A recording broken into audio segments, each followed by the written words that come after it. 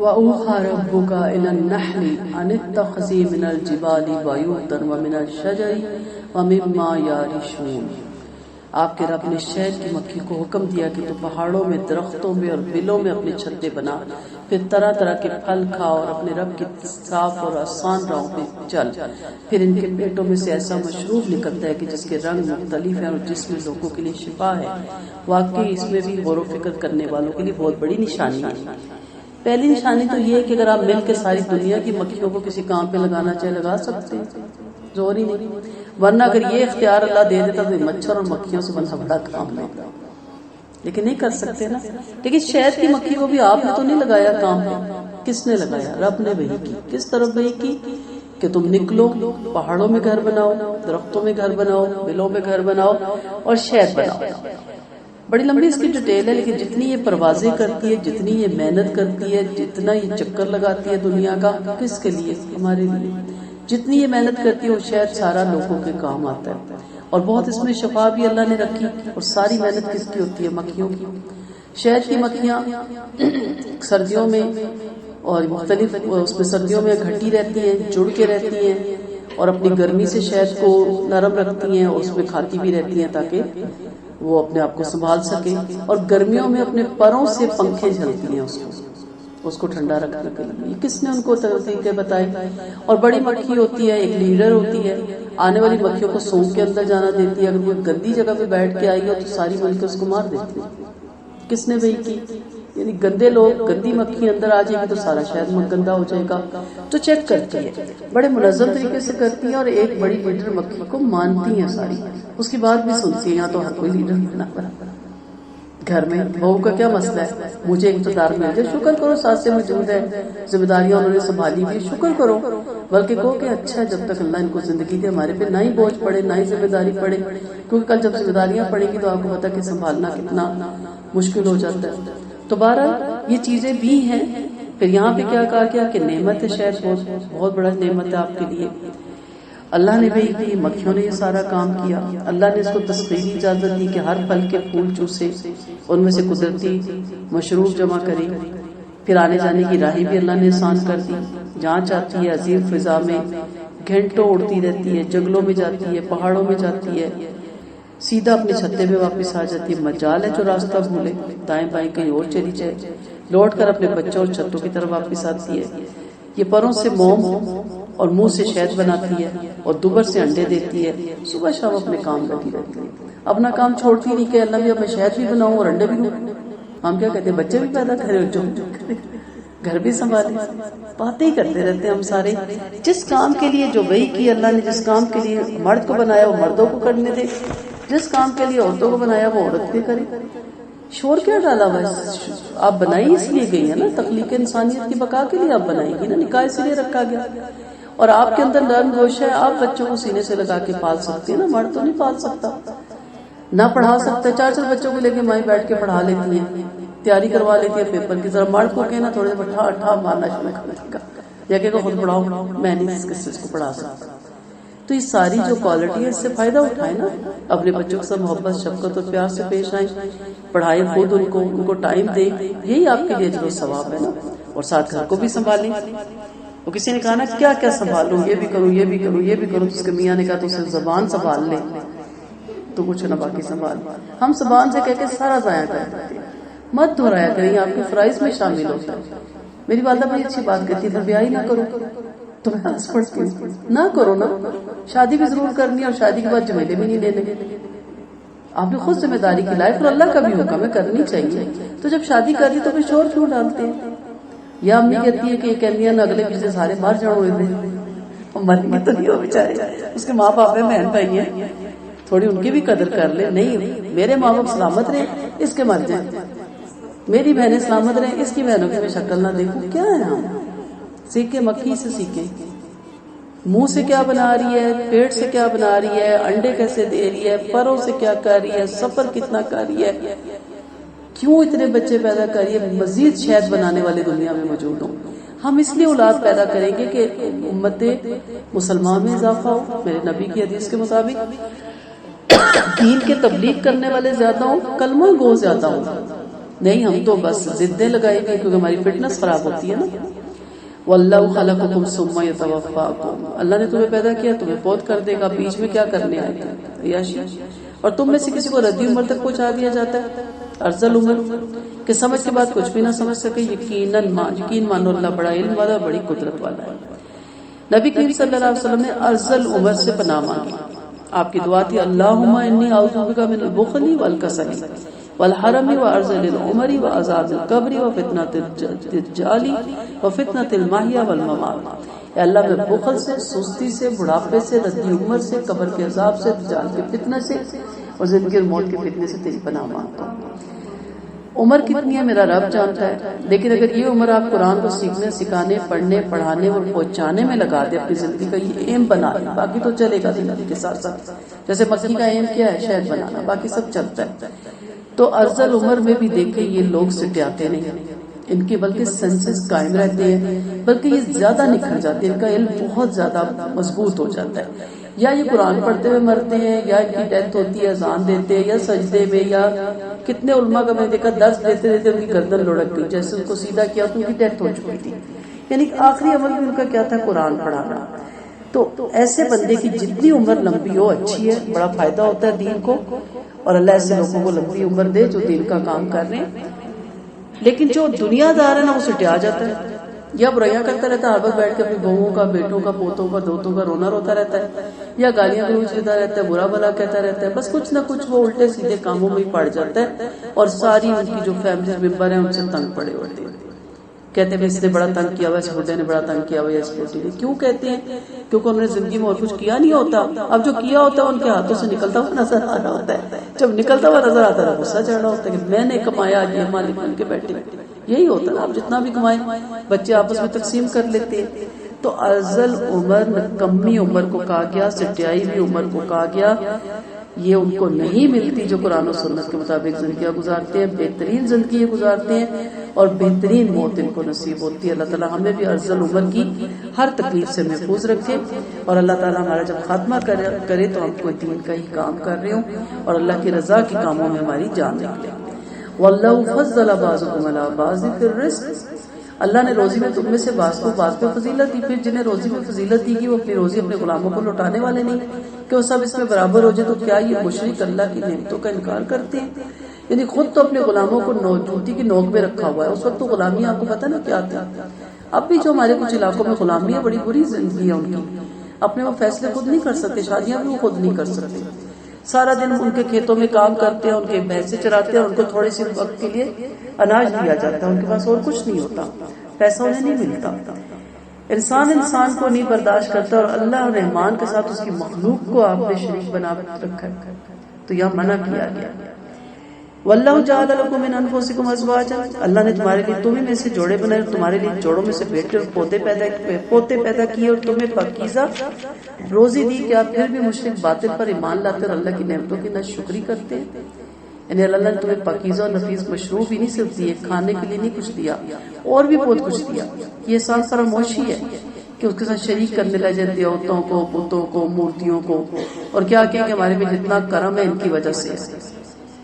نبی کریم صلی اللہ علیہ وسلم نے فرمایا اللہ قیامت کے دن انسان کو اپنے احسانات یاد دلائے گا کہ کیا میں نے تجھے بیوی نہ دی تھی، کیا میں نے تجھے عزت نہ دی تھی، کیا میں نے گھوڑے اور اونٹ تیرے تابعدار نہیں بنائے تھے، کیا میں نے تجھے رئیس اور چودھری نہیں بنایا تھا. انسان کہے گا ہاں، تو جواب میں اللہ کہے گا پھر تم نے کیا کیا. پھر یاد رکھیے گا جواب دینے کے لیے ہم سب کو تیاری کر کے رکھنی چاہیے. وَيَعْبُدُونَ مِن دُونِ اللَّهِ مَا لَا يَمْلِكُ لَهُمْ رِزْقًا مِنَ السَّمَاوَاتِ وَالْأَرْضِ شَيْئًا وَلَا يَسْتَطِيعُونَ. مشرک اللہ چھوڑ کر ایسوں کی عبادت کرتے جو ان کے لیے آسمان اور زمین میں سے ذرا سی بھی روزی میں قادر نہیں اور نہ ہی قدرت رکھتے ہیں.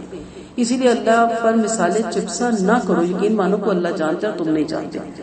اب مخلوق کی مثال ہم کیا دیتے ہیں؟ دیکھیں یہاں بھی پرائم منسٹر تک جانے کے لیے اس کے پیے کی ضرورت ہے، اور وہاں تک رسائی کے لیے یہ ٹھیک ہے، مانا دنیا اس پاک کی ہے، مجھے یہ ٹیبل اکیلا نہیں میں اٹھا سکتی، آپ کو بلاؤں گی آپ ساتھ اٹھائیں گے. لیکن اللہ کو یہ ٹیبل اٹھانے کے لیے کسی کی مدد کی ضرورت ہے؟ ہمارا عقیدہ نہیں. اب ایک بندہ ہے اس تک رسائی کے لیے، کیونکہ وہ ہر وقت سب کی ایٹ اے ٹائم سب کی سن نہیں سکتا، اس کو رات کو سونا بھی ہے، اس کو اور میٹنگز میں بھی جانا ہے، اور میرے جب تک حال حوال اس تک پہنچائے نہیں جائیں گے اس کو پتہ بھی نہیں چلنے. لیکن اللہ کو کیا میرا حال حوال نہیں پتا؟ اسے نہیں پتا پاکستان میں کتنی عورتیں، کتنے مرد اور کتنے بچے رہتے ہیں، اور کس عورت کا کیا غم اور کیا دکھ اور کیا تکلیف ہے وہ نہیں جانتا؟ جانتا ہے کہ اس کے لیے اب مجھے وسیلے ڈھونڈنے پڑیں گے، اور ان کو بھی قبروں میں مرے ہوئے وہ خود مرے ہوئے بیچارے، ان کو جا کے ڈھونڈوں گی.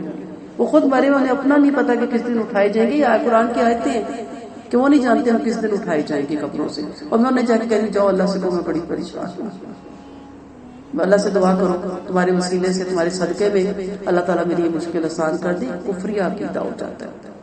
کسی کے در پہ، کسی کی چوکھٹ پہ جانا، مثالیں مت چپسا کرے. انسانوں کی مثالیں اللہ کے ساتھ مت چپسا کرے. انسان کمزور ہے، انسان محتاج ہے، انسان کو پی اے کی بھی ضرورت ہے، سیکٹری کی بھی ضرورت ہے، اس کو تحقیق بھی کروانی ہے، اور وہ ایٹ اے ٹائم سب کی نہیں سن سکتا. اس کو سونا ہے، کھانا ہے، پینا ہے، جاگنا ہے، سب کچھ کرنا ہے. اور ظلم کا بھی اس سے ہو سکتا ہے، اس کے ہاتھ سے ناانصافی بھی ہو سکتی ہے. اللہ کے ساتھ بندوں کو مت ملائیں. ٹھیک ہے، سیڑھی کی ضرورت بندوں تک جانے کے لیے ہوتی ہے، اللہ تک نہیں. اللہ شہر رکھ کے بھی قریب ہے. اللہ نے ایک مثال بیان کی کہ غلام ہے جو کسی ملکیت ہے اور کسی چیز پر بھی قادر نہیں، اور ایک وہ شخص ہے جسے ہم نے پاکیزہ روزی دی ہے، پھر وہ اس میں سے چھپے کھلے خرچ کرتا رہتا ہے. کیا یہ دونوں برابر ہو سکتے؟ بڑائیاں اللہ ہی کے لیے، بلکہ اکثر لوگ علم سے کورے ہی ہوتے. میں آپ کی وجہ سے غلط لفظ بول رہی ہوں بیٹا، ڈسٹرب ہو رہی ہوں.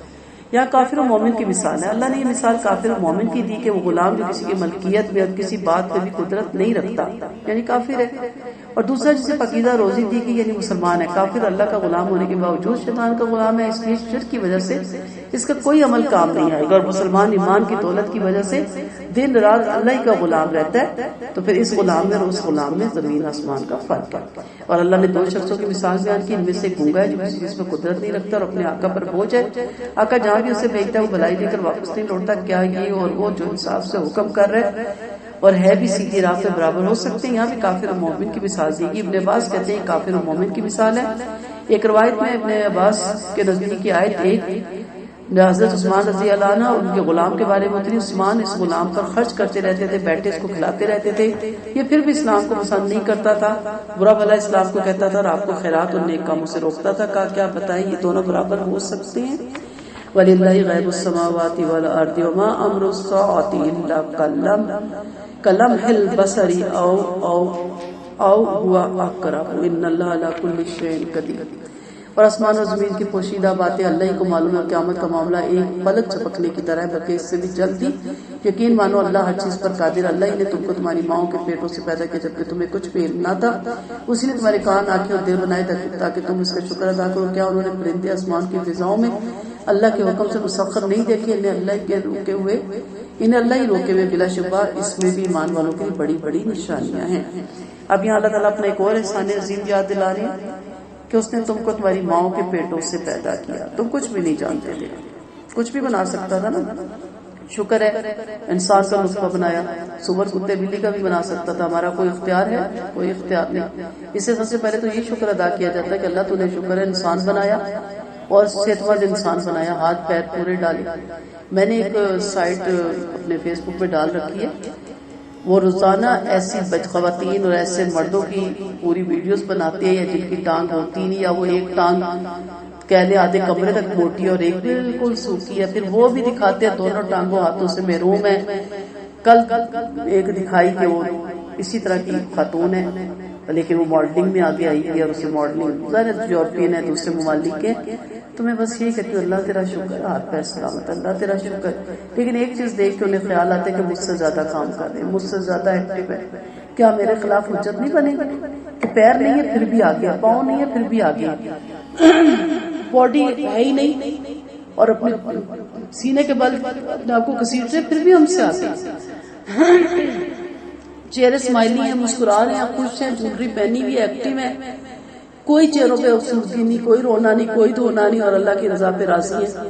اور ہمیں دیکھیں ہر وقت مقصودے رکھتے ہیں.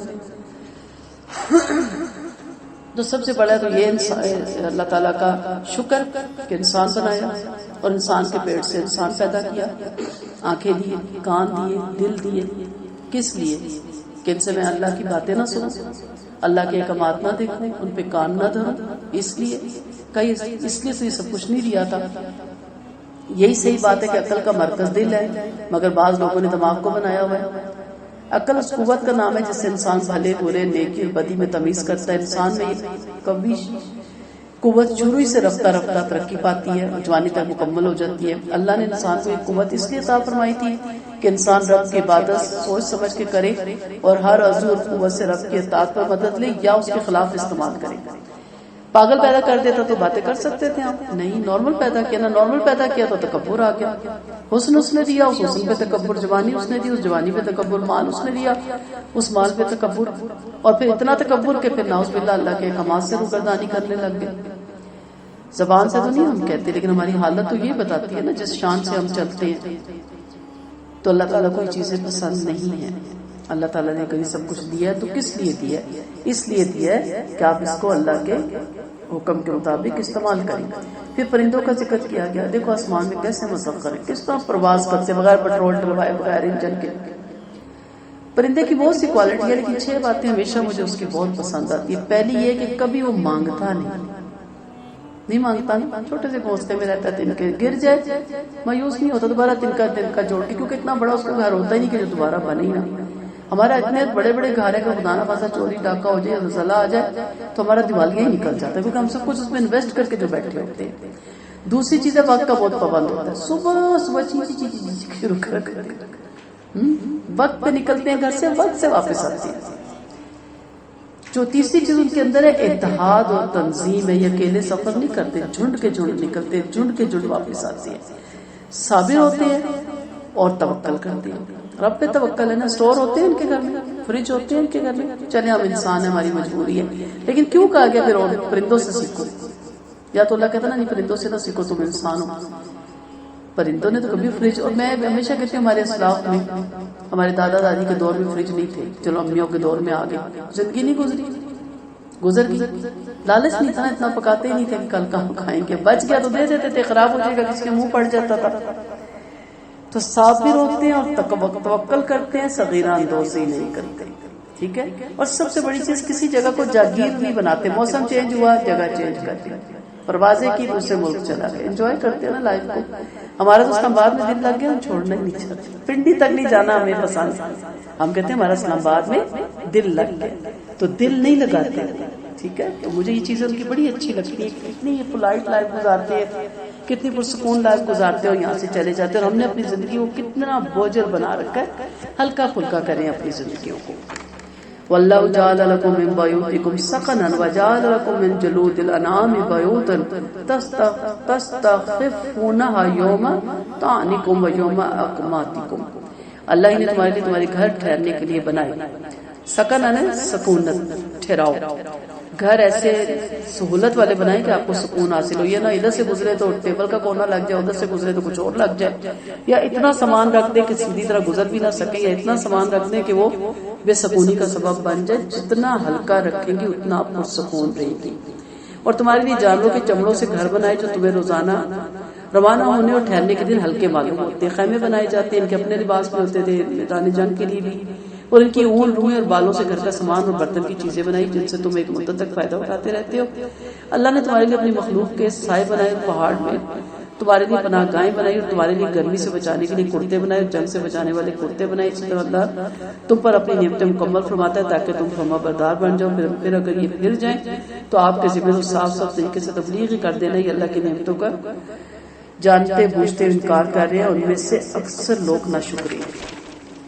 یہ ساری کوالٹیاں ہم جانتے ہیں، لیکن کبھی ہم نے غور نہیں کیا کہ ایک ہی فیکٹری کے اندر اتنی چیزیں ایٹ اے ٹائم نکل رہی ہیں، اور ہم فیکٹری لگا لیں تو اتراتے پھرتے۔ کبھی اللہ کی بنائی فیکٹریوں کو دیکھا کریں کہ ایک ہی جانور سے کتنی زیادہ سہولتیں انسان اٹھا رہا ہے، تو اس جانور کی کاریگری کو دیکھ کے کاریگر کا سمجھ آتا ہے کہ بنانے والی ذات کیا ہے جس نے کہ جانور کے اندر اتنی ہمارے لیے نعمتیں رکھ چھوڑی ہیں۔ جس دن ہماری قوم سے ہرگواہ اٹھائیں گے، پھر کافروں کو معذرت کی اجازت نہیں دیں گے، اور نہ ان سے توجہ طلب کی نہ ان سے توبہ طلب کی جائے گی۔ جب ظالم عذاب دیکھیں گے تو ان پر عذاب میں تخفیف ہوگی، نہ انہیں مہلت دی جائے گی۔ جب مشرک اپنے شریک دیکھیں گے تو کہیں گے اے ہمارے آقا، یہ وہ ہمارے شریک ہے جن کو ہم تجھ کو چھوڑ کر پکارا کرتے تھے، لیکن وہ انہیں جواب دے گے تم بالکل جھوٹے ہو۔ اور جن سب عاجز ہو کر اللہ کے آگے آپ پڑیں گے، اور ان کی افتراء بازیاں انہیں پر گم ہو جائیں گی۔ جو لوگ کفر میں مبتلا رہے اور دوسروں کو اللہ کی راہ سے روکتے رہے، ہم ان پر عذاب کا اضافہ کرتے جائیں گے، کیونکہ یہ ادھم مچاتے رہتے تھے۔ اب یہ کیوں انکار کریں گے؟ کیونکہ جو کلمہ حق کہہ کے چلے گئے، بعد میں آپ نے ان کی درگاہیں بنا لی، زیارتیں بنا لی، مجاور بن کے چڑھاوے لے رہے ہیں، انہیں تو کچھ پتہ نہیں. وہ کہیں گے سوری اللہ میں، ہمیں کیا پتہ ہی کیا کرتے تھے، ہم تو مر گئے تھے. یہ آگے آیتیں آئیں گی، بات کا علم تو آپ ہی رکھتے ہیں، تو صاف وہ انکار کریں گے. اور جو یہ سب کچھ کرواتے تھے وہ بھی وہاں مکر جائیں گے، ان کو پتا ہے کہ اگر ہم کہیں جی ہاں انہیں کرواتے تھے تو پھر الزام ثابت ہو گیا. لیکن اللہ سے تو کوئی چیز نہیں چھپی ہوئی. اللہ کہتے ہیں میرے سامنے آ کے سارا گم ہو جائے گا. جبکہ دنیا میں کیا کہتے ہیں، اس ولی کا لڑ پکڑ لے، اس کی بیعت کر لیں، اس کے در سے یہ ملتا ہے، اس کے چوکھٹ سے یہ ملتا ہے، یہ عقیدے ہیں نا، وہاں سارے عقیدے بھاگ جائیں گے. تو عذاب پڑ جانے کے بعد مہلت بھی نہیں ملے گی، وہاں پہ توبہ کی بھی مہلت نہیں ملے گی، وہاں خلاصی تلافی کرنے کی بھی مہلت نہیں ملے گی کہ اللہ اچھا اب سمجھ آ گئی، اب اس کے بعد ہم ایسا نہیں کریں گے. کہا جب جہنم کو 70,000 لگاموں میں ڈال کر، لگام 70,000 فرشتے پکڑ کر میدان محشر میں اس کو گھسیٹ کے لائیں گے تو اس سے گردن برآمد ہوگی جو دھاڑی ہوگی. اس وقت ہر شخص اپنے گھٹنوں کے بل اونڈے منہ گر پڑے گا. جہنم کہے گی مجھے ہر ظالم، سخت گیر اور سرکش پہ اللہ تعالیٰ مسلط کر دے، جس نے اللہ کے ساتھ غیروں کی عبادت کی تھی اور میں فلاں پر مسلط کی گئی ہوں. پھر وہ مشرکوں کو میدان محشر سے چن چن کر اس طرح اٹھائے گی جیسے پرندہ دانا اٹھاتا ہے. اللہ تعالیٰ ہم سب کو اس دل کی اولادیوں سے محفوظ رکھے. حساب کتاب تو بعد میں مومنوں کا ہوگا نا، نماز کیوں نہیں پڑھی، زکوٰۃ میں کیوں کمی بیشی کی. مشرک تو پہلے دن ہی اٹھا لیا جائے گا اور سیدھا جہنم میں پھینک دیا جائے گا. پیچھے بچیں گے مسلمان. اور جو زمرہ بھی پورا آگے سے آیتیں آتی ہیں، بہت سی آیتیں آتی ہیں. پھر گروہ بنائے جائیں گے، بے نمازیوں کا الگ گروہ، زکوٰۃ کھانے والوں کا الگ، سود والوں کا الگ، رشوت والوں کا الگ، بے ہدایتوں کا الگ، بے پردوں کا الگ، یہ الگ گروہ بنے گے. پھر ان سے سوال جواب ہوں گے، پھر ان کے معاملے کیے جائیں گے.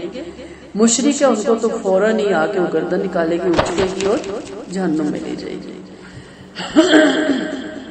کافروں پہ دگنا عذاب ہوگا، یعنی کافروں پر جو لوگوں کو اللہ کی راہ سے روکا کرتے تھے، دگنا عذاب پر عذاب ہوگا. ایک کفر کا عذاب اور ایک لوگوں کو روکنے کا سبب. اور ہر انسان اپنے پیچھے کوئی ایسے کام چھوڑ جاتا ہے جس کو دیکھ کے لوگ اللہ اس کے رسول سے دور ہوتے ہیں، تو ان کو پھر اس عذاب میں برابر کا شریک سمجھا جائے گا.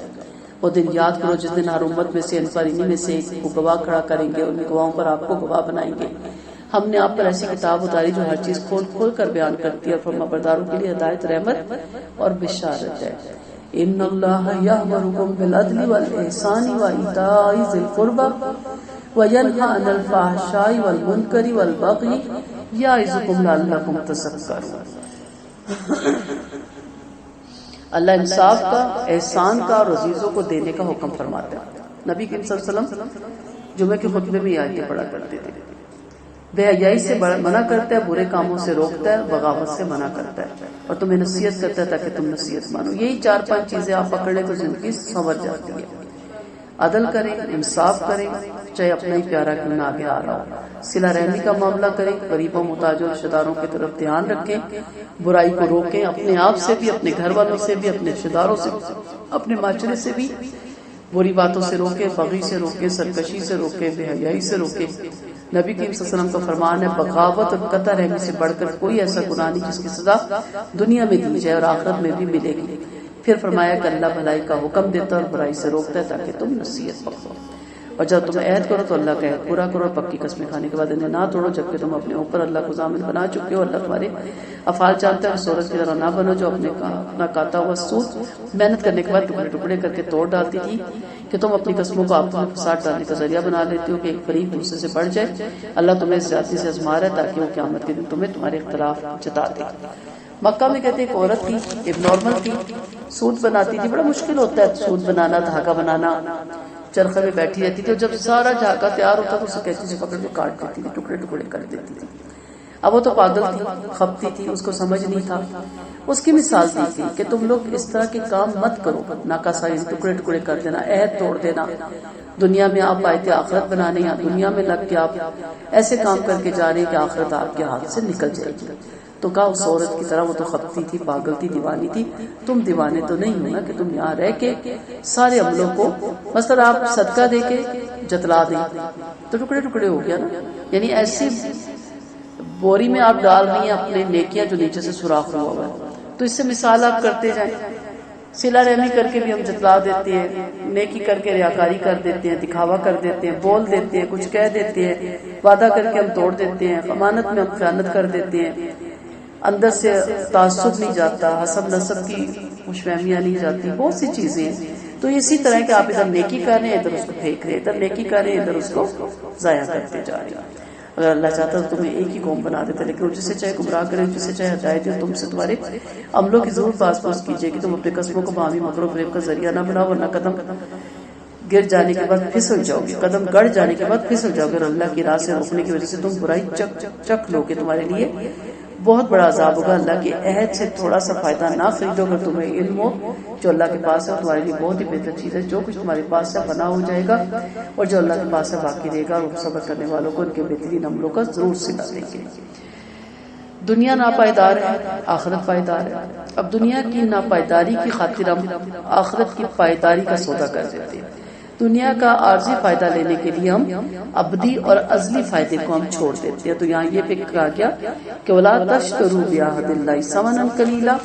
ہر وہ عہد الست بھی اللہ سے کیا ہوا الست بھی ہے، لیکن ہم دنیا کی بھیڑ چال میں لوگوں کے شانہ بشانہ چلنے کے لیے وہ تمام احکامات پر سے پوچھ ڈال دیتے ہیں۔ کتنے دن آپ جوان رہیں گے، کتنے دن لوگوں کی مرضی کی زندگی گزاریں گے، آخر بڑھاپے میں کمرے میں زندگی گزارنی ہوتی ہے، اور پھر آخرت تو ہاتھ سے نکل ہی جاتی ہے۔ اس لیے کہا کہ آخرت کے لیے کام کریں، آخرت کو سامنے رکھ کے سب کچھ کریں، کیونکہ جو اللہ کے پاس ہے وہ کبھی ختم ہونے والا نہیں، وہ ہمیشہ باقی رہے گا۔ تو جو تھوڑا ہے اس کو ہم کتنی اہمیت دیتے ہیں، اور جو بہت زیادہ ہے اس کو ہم کتنی دیتے ہیں۔ اور جو ناپائیدار ہے، مثلا ایک جگہ سے آپ کو فرض کریں میکرو اوون آپ لیتی ہے، وہ کہتے ہیں جس کی گارنٹی 5 مہینے، دوسری جگہ جاتی ہے وہ کہتا ہے 2 سال ہے، آپ کس کو پریفر کریں گے؟ 2 سال والے کو۔ اللہ کے وہ خراب نہیں ہونا، لیکن آپ کو فکر ہوتی ہے۔ ایک یہ جو گارنٹی دی جا رہی ہے دنیا کی عارضی فانی ختم ہو جانے والی، اور ایک گارنٹی دی جا رہی ہے جو ہمیشہ ہمیشگی کی باقی رہنے والی۔ لیکن دنیا کے معاملے میں تو ہم بڑے عقل مند ہیں، لیکن آخرت کے معاملے میں ہم بہت نہ سمجھی کے معاملے کرتے ہیں۔ من عمل صالحا من ذکر او انثى وهو مؤمن فلنحيينه حیاتا طیبہ۔ جس مرد یا عورت نے ایمان لا کر نیک عمل کی، یقین مانو میں سے پاکیزہ زندگی دیں گے، اور ان کے بہترین عملوں کا ضرور صلہ دیا جائے گا۔ یعنی اللہ نے ایمان لا کر نیک عمل کرنے والوں سے وعدہ فرمایا کہ وہ دنیا میں بھی عزت کی زندگی گزاریں گے، اور آخرت میں بھی نیک عمل وہ ہیں جو آخرت میں بھی ان کو اچھی زندگی ملے گی۔ نیک عمل وہ ہیں جو قرآن اور حدیث کے مطابق ہوں اور پرخلوص ہوں۔ نیک عمل کو عورت کرے گی یا مرد کرے گا، اس کا صلہ ضرور ملے گا۔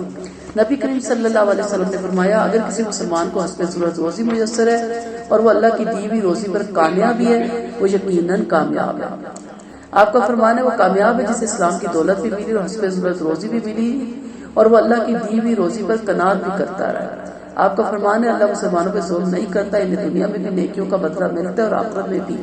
اللہ کافروں کو ان کی نیکیوں کا بدلہ دنیا میں بھی دے گا، پھر جب یہ دنیا سے جاتے ہیں تو ان کے پاس کچھ بھی نہیں ہوتا، لیکن آخرت میں ان کے لیے بہت بڑا ثواب ہوتا ہے۔ وَإِذَا قَرَأْتَ الْقُرْآنَ فَاسْتَعِذْ بِاللَّهِ مِنَ الشَّيْطَانِ الرَّجِيمِ۔ پھر جب آپ قرآن پڑھنے کا ارادہ کریں تو اعوذ باللہ پڑھ لیا کریں، کیونکہ شیطان کا زور مومنوں پہ نہیں چلتا۔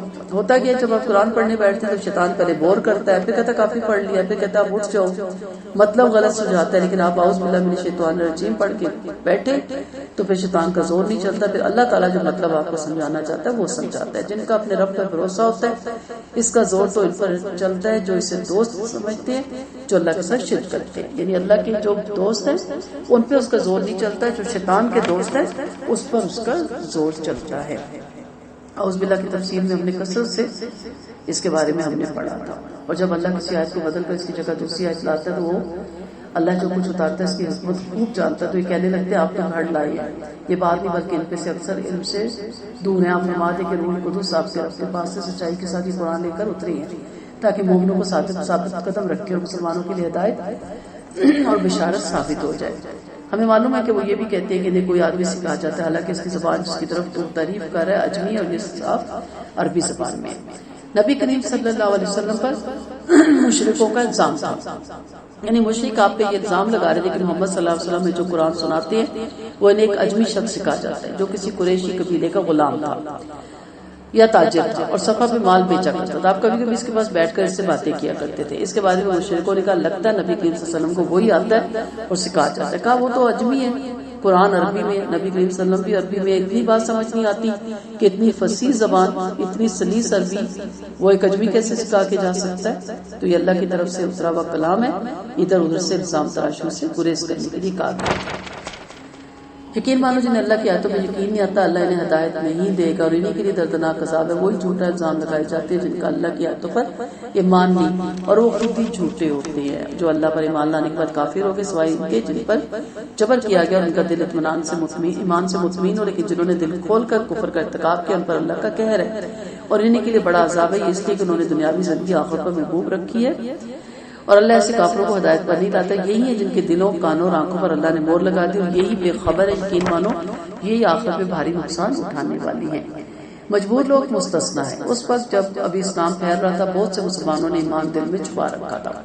پھر کچھ واقعات ایسے بھی ہوئے جیسے عمار بن یاسر کو چاروں طرف سے مشرکین نے گھیر لیا اور کہا جب تک تم نبی کریم صلی اللہ علیہ وسلم کے بارے میں برے کلمات زبان سے نہیں نکالو گے تمہیں ہم چھوڑیں گے نہیں۔ سو اس نے برے کلمات نکالے، انہوں نے اس کا گھیرا چھوڑا، دوڑے ہوئے آپ صلی اللہ علیہ وسلم کے پاس آئے اور کہا مجھ سے یہ آج گناہ ہو گیا، کیا میرا ایمان باقی ہے؟ تو آپ نے پوچھا دل کی کیا کیفیت تھی؟ بولا دل پہ پورا اطمینان تھا، ایمان پہ جمع ہوا تھا، اور آپ کے نبی ہونے پہ بھی پورا یقین تھا۔ تو کہا پھر خیر ہے، پھر کبھی ایسا ہو تو پھر یہ معاملہ کر لینا۔ تو رخصت کی راستہ ان کو دیا گیا کہ عزیمت اختیار نہ کرنا، کیونکہ تھوڑے سے مسلمان تھے، مٹھی بھر مسلمان تھے، تو ان کو مارا جانا بڑا آسان تھا۔ تو کہا رخصت لے لو، پھر تمہارے ساتھ ایسا معاملہ کرے پھر ایسا کر لو، لیکن دل کے اندر اطمینان کا رہنا چاہیے۔ دل کے اندر اگر ایمان نہیں ہے تو پھر ظاہری طور پہ جتنی مرضی آپ کریں اس کا کوئی پھر ثواب نہیں ملے گا۔ ثم ان ربک للذین ہاجروا من بعد ما فتنوا ثم جاہدوا وصبروا ان ربک من بعدها لغفور رحیم۔ پھر آپ کا رب نے جنہوں نے فتنوں میں پڑنے کے بعد ہجرت کی، جہاد کی اور صبر سے کام لیا، یقیناً اللہ بخشنے والا مہربان ہے۔ وہ دن یاد کرو جس دن ہر شخص اپنی طرف سے جھگڑتا ہوا آئے گا اور ہر ایک کو اس کے عملوں کا پورا پورا بدلہ ملے گا، اور ان پر ظلم بھی نہیں کیا جائے گا۔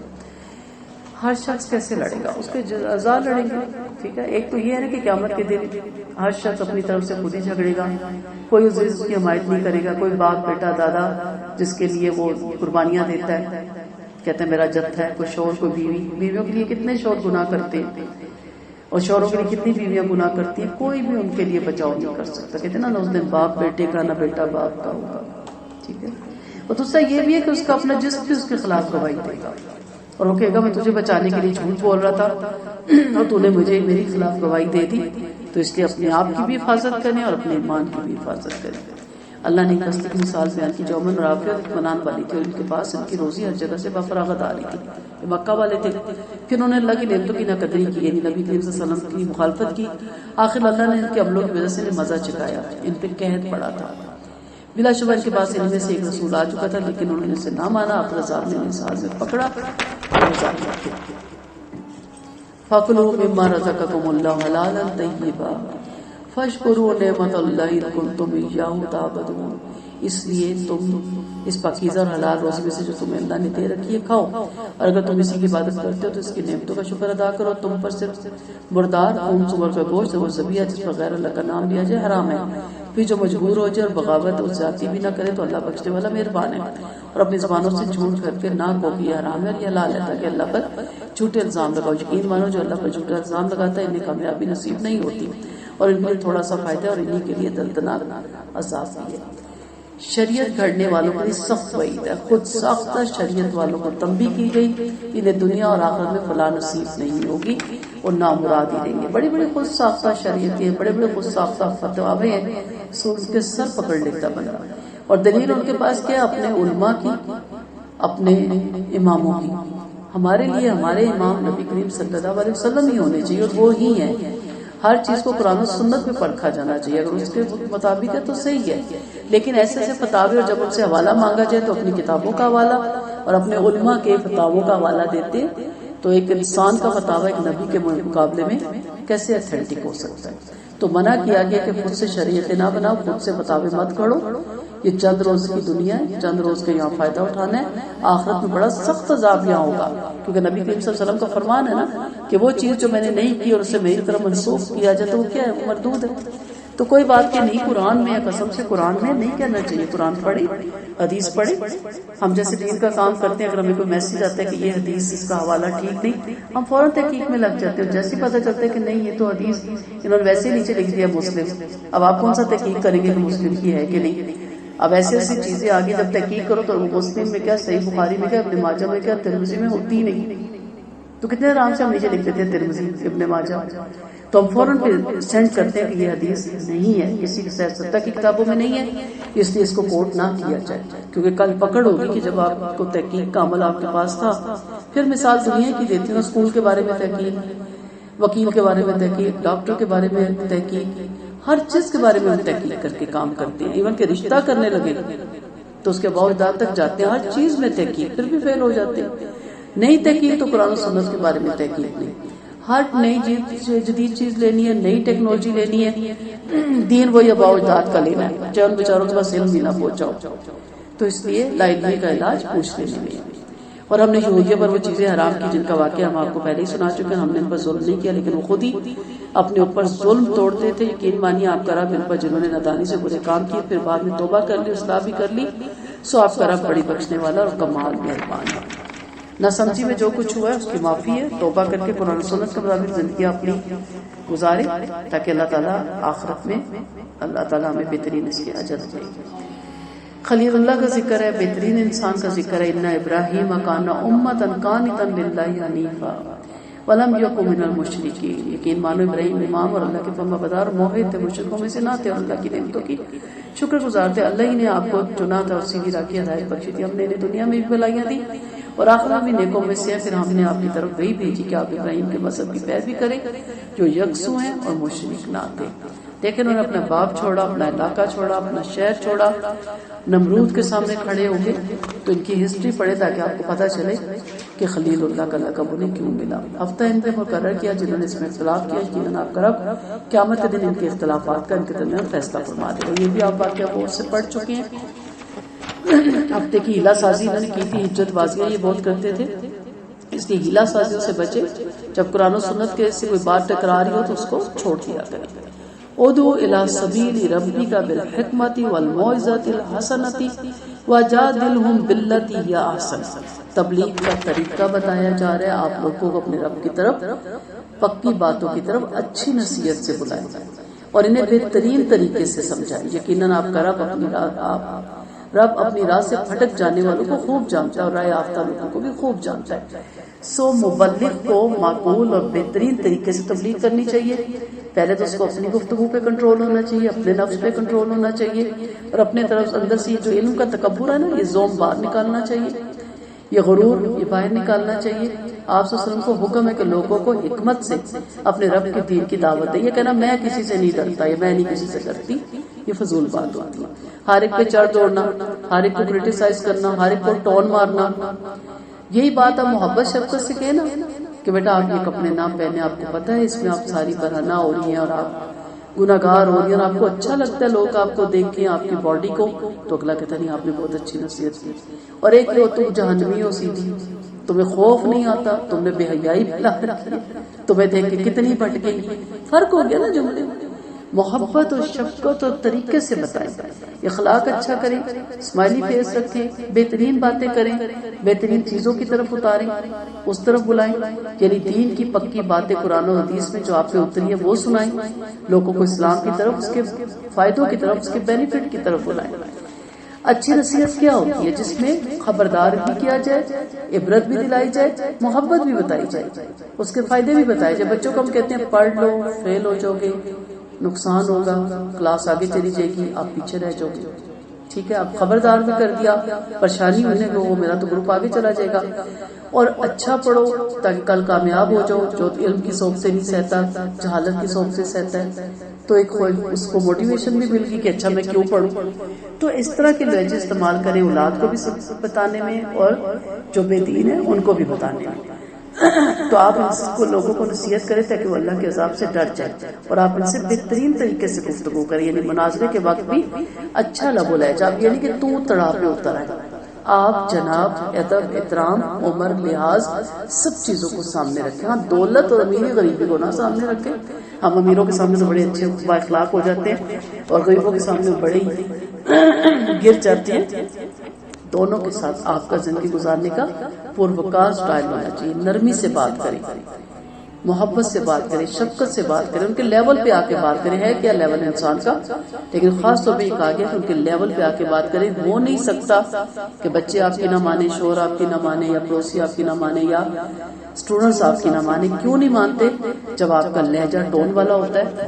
اور اکثر لوگوں نے شرطیں لگائی ہوتی ہے, میرے گھر آؤ نا تو یہ کپڑے نہ پہن کے آنا. وہ آتے ہی نہیں, کہتے ہیں میں آنے کی کیا ضرورت ہے؟